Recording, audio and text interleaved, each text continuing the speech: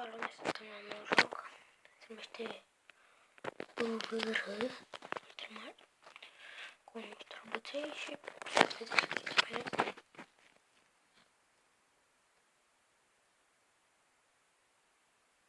Așa. Am mai fumat câteva săptămâni.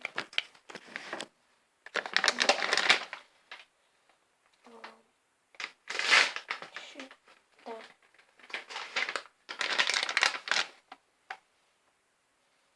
Așa. Dar că mă casa de secundele.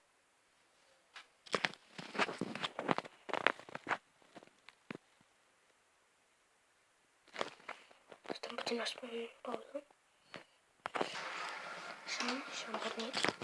Acum pornim. Uite un vizual. Mi s-a rachețe și uitați. Bine.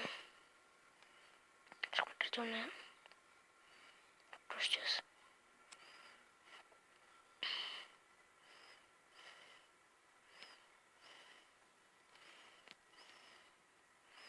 Așa.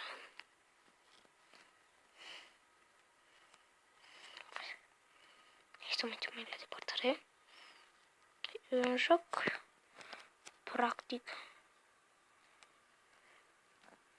Aici rachetă, cum vedeți.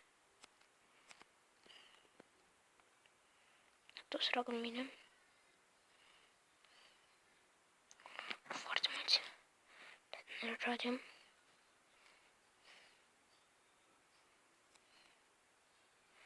Putem face față. Să tragem așa.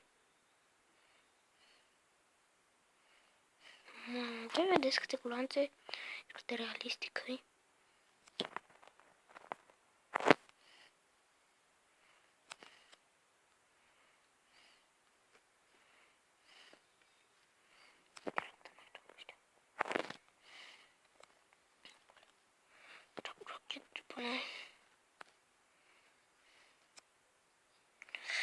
Da, sper că nu mai avem nicio armă.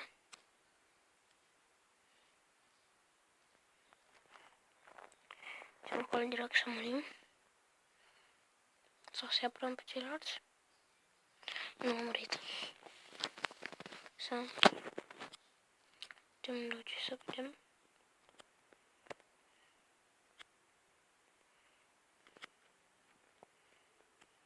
Așa. Să mergem acum la altul. Da, deci, după dublu. Și asta a fost dacă să vă arăt pe acum. Și dacă vă place, dați un like, abonați-vă la mine, n-am prea mulți.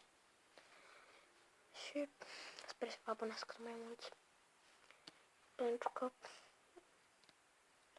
vreau să strâng mulți abonați, să am 20 de abonați. Așa.